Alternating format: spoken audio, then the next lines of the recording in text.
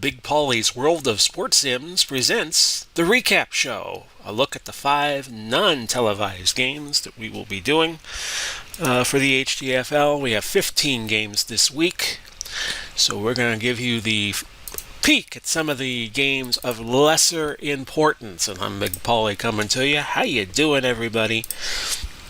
We'll get you to your game tonight, which will be mentioned later at 7:30. But if you're tuning in, and you're tuning in early enough at 6:30, and we will just recap what will be happening in the first few games of Week 13, as I was just mentioning.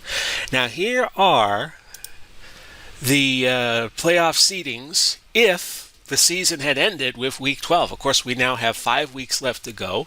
Everybody will be playing 4 more games. Actually, everybody will be playing 5 more games with Jacksonville and Miami have byes this week, and that will do it for the byes. And then after Week 13, everybody has 4 games left. And here's how it would go if the season ended now. Green Bay would be the number 1 seed. They moved into first place in the Northern Conference at 8-3. Right behind them, Cleveland at 7-4, Minnesota, and then Baltimore. In the East, the Giants and Washington are neck and neck. The Giants have a lead in terms of point differential. That's why they're number 1, and Washington number 2. They are both 8-3. St. Louis 7-4. They're the 3rd seed. New England has now moved into the 4 slot at 6-5. In the Southern Conference, well, they've seen better days. Carolina leads with a 6-5 record. New Orleans 5-6 and leading the lower South Division. Houston at 5-6. Indianapolis also at 5-6, but Houston leading Indianapolis in the wild card position on net points. Out west, nothing has changed. It is still San Francisco, Los Angeles, Kansas City, Denver, and San Diego and Las Vegas, the closest, and Seattle are the 3 closest teams to Denver. They are all 5-6. Arizona 3-8. So a lot of work to do for those teams, but it's still with everybody with 5 games left or 4 games left, depending on your favorite team. It's not impossible. We'll go through the leaders real fast. Statistical leaders. Drew Brees, at an average a rating of 111, is leading clearly in the passing ratings. Len Dawson, Milt Plum, who is a reserve for Cleveland, hasn't played too much. Oh, he just played against Chicago a little bit this past week. And the 2 Manning boys, Eli and Peyton Manning, they're both 4th and 5th right now.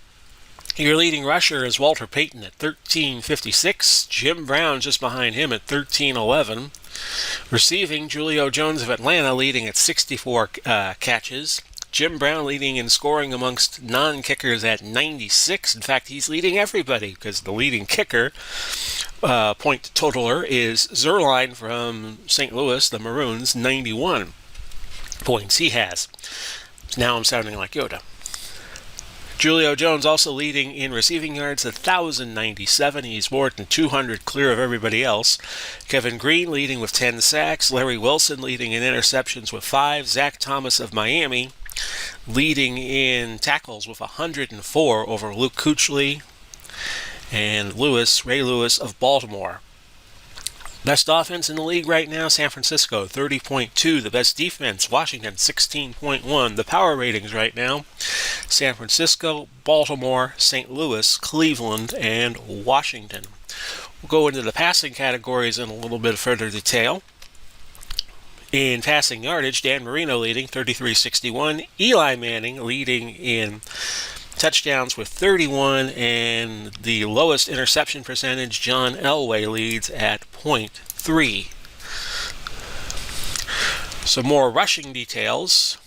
Walter Payton leads with 237 carries. Jim Brown has the highest rushing average, 6.3, and he's also leading in touchdowns at 15. Receiving, we'll look at that a little closer. Gave you the yardage figures. Warfield is top man in terms of passing yards per catch at 24.3, and Jimmy Smith of Jacksonville leading with 10 touchdowns. Defensively, we gave you the interception, sacks, and tackle figures earlier. Quarterback hurries. Richard Dent still leading at 19. Donnie Shell and Lawyer Malloy leading in deflections at 24. Donald with 15 stuffs for LA. Bruiser Kennard and Warren Moon have each recovered 5 fumbles. Forcing fumbles, Phillips of San Diego and Beeson of Carolina at 7. And opponent's completion percentage, Jimmy Johnson of San Francisco still leading at 27.8. Special teams. Kick returns, Jenkins of Arizona leading at 29.1 yards per kick return. Punting, Kern of Tennessee leading at 47.2 gross and 42.5 net. Humphreys of Tampa Bay leading in punt returns at 13.9. We told you earlier, Zerline leading amongst kickers in scoring points at 91. Baronis, a 91.3 field goal percentage. Return yardage, Hall of Kansas City leading at 1391. Baronis has made 21 field goals and 6 of over 50 yards, and he leads both categories there. So that should do it. And we'll take a look at team statistics, and we'll just go break the top 5 offenses, the worst offense, and the top 5 defenses, and the worst defense. San Francisco, Cleveland, Cincinnati, St. Louis, and Baltimore, those are your top offenses. Arizona, the worst offense at 17.8. Washington, Seattle, San Francisco, Los Angeles, and New York, your top 5 defenses. The worst defense in terms of giving up points, Indianapolis at 32.1. So we'll bring you back to the snapshot, and we'll start playing some games here and summarizing these games. These games have been selected because the teams involved have the worst combined number of wins, and if there was a tie, I would pick the game that would be seen and the games that wouldn't be seen. I picked Philadelphia and Dallas to be played Friday night. That's Friday night, it's the 8th today, so as I record this, you're seeing this on the 9th, so that'll be Friday the 13th. Woo! Hope you all aren't scared. And the other games where we had 10 combined wins at the midway point of Week 12, that would be Cincinnati, Seattle, Las Vegas, Indianapolis, St. Louis, and Chicago, you're going to see right now. But first, we're going to go, and we're going to look at Tampa Bay hosting New England. Tampa Bay has yet to win, and by 2 games they are the worst team in the HTFL. Jacksonville is the second closest at 2-10. Actually, they're a game and a half ahead. So Tampa Bay looking for their first win. Do they get it? The answer is no. 17-0. New England has defeated Tampa Bay, so New England now 7-5, and Tampa Bay will go to 0-12. Ouch. Tom Brady was the best passer, 128.2. Cunningham, the best rusher, 19 carries, 72 yards. Coates of New England was the best pass receiver, 7 catches, 91 yards. And we will see best defender in terms of tackle. Nickerson, Hardy Nickerson, and John Lynch of Tampa Bay each had 8 tackles. So New England now goes 7-5, and Tampa Bay goes 0-12. Player of the game on a 78-degree rainy day in Tampa was Tom Brady. He threw 2 touchdown passes in the third quarter. It was close for a while. It was 3-0 at halftime, but New England did the damage in the third quarter. Team stats, we'll look at those. 172 yards is all Tampa Bay got, and New England got 366. They scored the only time they were in the red zone. They held the ball 37 minutes and 33 seconds. Tampa Bay only had it 22-27. They only ran 52 plays. New England ran 60. 16 penalties for New England and 146 yards, and Tampa Bay only had 2 penalties for 10. So that probably kept the game close a while. There you see it. There was only 1 turnover, and Tampa Bay committed it. So we now know that New England beat Tampa Bay 17-0. That gets us to our next game, which will be Houston and Atlanta. Houston fighting for playoff position at 5-6. Atlanta 4-7. Your winner in this game is Houston, 30-28, so they will stay in playoff territory with a 30-28 win at Mercedes-Benz Stadium indoors. It was Earl Campbell who won Player of the Game honors. Atlanta jumped up 7-0. Houston got 17 unanswered. Grimes returned to pick 6, 17-14. And then in the fourth quarter, we had a lot of scoring, 27 points between the two teams. And it wound up 30-28 when Aldo Greco hit a 39-yard field goal with 1:10 to go. Team stats, 420 yards to 413. Houston had the 420. Atlanta had the 413. Houston perfect in the red zone, 2 for 2 and 2 touchdowns. Atlanta kept misfiring in the red zone, 2 for 5. Time of possession about even. Only 6 penalties in the game. Houston ran 65 plays. Atlanta threw the ball 50 times and had 71 plays. And let's look at your statistical leaders. Moon could not undo Matt Ryan, Matty Ice. A good game for him, 35 for 50, 375, a touchdown, an interception, 2 touchdowns, and a 96.7 average. Earl Campbell, the leading rusher, 18 carries, 123 yards, and a touchdown. Roddy White was the leading receiver, 101 yards on 10 catches. We also had Hopkins of Houston, 6 catches, 105. Julio Jones, 8 for $121. Your leading defender tackler was Brown of Atlanta at 14. Bishop led for Houston at 10. So Houston keeping pace. And if New Orleans loses later, Houston will be the new leader of the lower South Division at 6-6. Our third game is going to be St. Louis and Chicago. St. Louis favored by 2. They're 7-4. Chicago 5-6. Had a big win last week with Cleveland, and they win again today, 34-24. So St. Louis all of a sudden faltering a little bit, and Chicago coming on. It was 7-0 early in the first quarter after Warner threw a 16-yard pass to Torrey Holt. Chicago got 10 in a row in the second quarter. Warner threw a 68-yard bomb to Holt to make it 14-10. Peyton came back, a 5-yard touchdown run, making it 17-14, and then later Orton threw to Ditka, 24-14 Chicago. Zerline hit a field goal to make it 24-17. Then 10 more points in a row for Chicago. Gould for 27. Night Train Lane with a touchdown, 51-yard fumble recovery, and then Warner threw to Sonny Randall to get it to 34-24, but that was with 33 seconds to go. Too little and too late. The MVP of the game was Walter Payton. 417 yards total for St. Louis, 341 for Chicago. Chicago perfect in the red zone, as was St. Louis, but each team also kicked field goals in the red zone. Chicago held the ball 31-53, 8 penalties in the game, 59 plays called by St. Louis and 60 by Chicago, so it doesn't get any closer than that. And first downs were also close, 24-23 in favor of Chicago. What am I thinking of Morris for? Kurt Warner, 145.8, 22 of 29, 320. He was the leading rusher. Orton did not have a bad game. 15 of 25, 185, 2 touchdowns.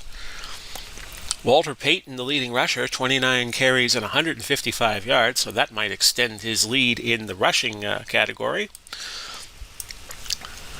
Mike Ditka was the leading pass receiver, 7 catches for 83. And your leading tackler was Tillman of Chicago, 8 tackles. So your final was 34-24 there. That brings us to Las Vegas and Indianapolis. Both teams, Las Vegas a little less in the hunt than Indianapolis is. Indianapolis would be the 4th seed right now in the Southern Conference. Your winner, Las Vegas, 52-35. So we'll go over the scoring summary, and you might want to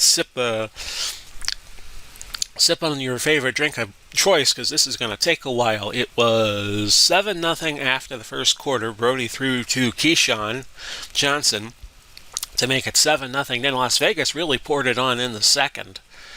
They scored all but once.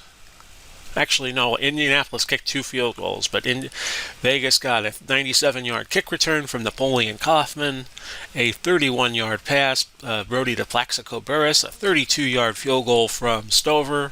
Hasty recovered a fumble and ran it back 50 yards with 51 seconds left in the half, and it was 31-6 Vegas at that point.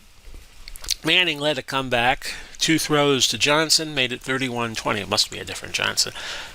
Anthony Johnson, probably the running back. Wendell Tyler made it 38-20. 2 more touchdowns made it 38-35 with 10 minutes left in the game. But then Las Vegas found the afterburners. Brody to Ertz and then Colmer from 8 yards out. And your final was 52-35. Team stats. Should see some big numbers here. Indianapolis perfect in the red zone, and Vegas went 5 out of 6. 413 yards for Vegas, 376 for Indianapolis. Indianapolis held at 32-28. Vegas had it for 27-32. 11 penalties in the game. 54 plays called by Vegas, 67 by Indianapolis. And let's look at your player stats.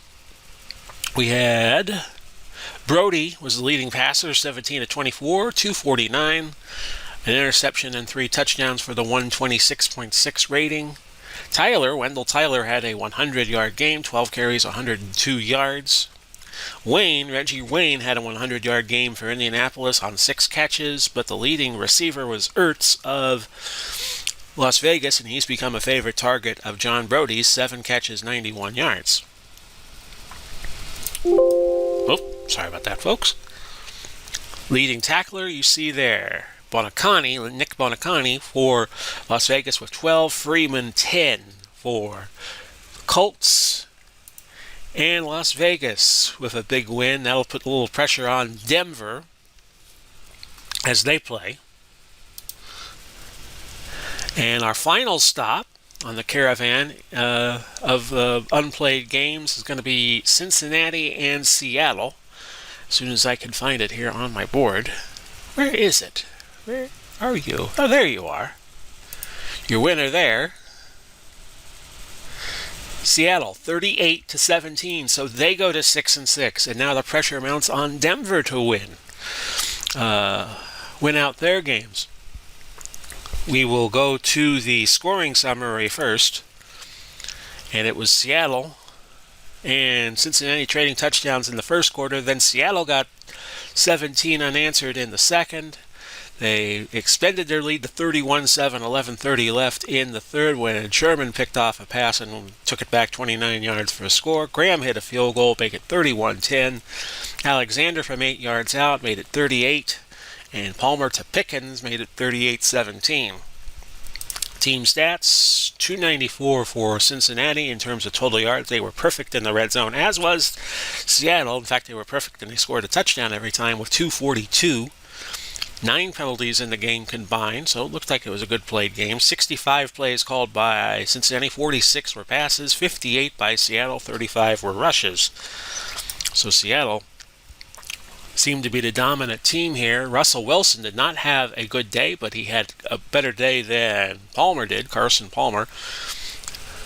13-23, 125 yards. A 71.8 average. Carson Palmer playing in favor of Kenny Anderson because he is injured. Or was. Alexander, the leading rusher, 20 carries, 82 yards.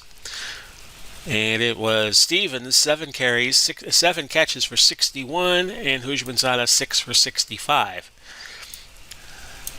Nobody had more than 8 tackles of the game. Casanova for Cincinnati, Wagner for Seattle. And that's how we end that. And the rest of the games you're going to see over the next 2 weeks here on the HTFL have some very critical matchups. And then the remaining 4 weeks of the season, we're going to have 2 divisional rounds. So let's go over the standings as things stand now. They have changed. In the North, you still have Green Bay leading. But you have Chicago now trying to catch up to either Minnesota or Baltimore. They're only a game and a half back. and they could get into the wild card mix. In the East, New England and St. Louis are now tied. So let's take a look. Did New England and St. Louis play each other, or do they play each other? And the answer there is no, they do not.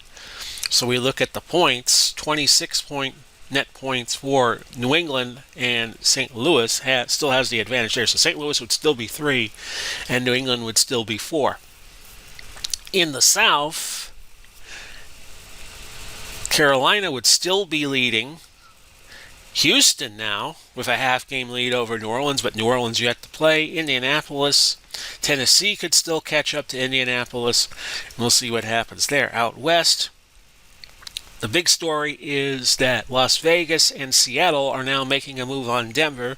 Seattle and Vegas now 6-6, and Denver is 7-4. So we hope you enjoyed the recap show, and we'll get you off to your games this week. And here they are: Washington at Carolina at 7:30 tonight, if you are seeing this prior to 7:30. If you are not, the game's already available for you. Cleveland and New York, or I'm doing the game live, which could also be. I don't know if I'm going to do tomorrow's Monday night's game live or not, because we do have a tropical storm approaching, and I might need to get ready for it. Cleveland and New York will be the Tuesday night game. These dates and times are all tentative. Tennessee and Minnesota, Pittsburgh and Kansas City. I think that's right. Yes, it is. And Philadelphia and Dallas will be the game on Friday night. So, we hope you enjoyed the recap show. This has been Big Paulie coming to you. We wish you well, no matter where you are and no matter when you see this. Godspeed, God bless. We'll do it all again soon, and bye-bye for now, everybody.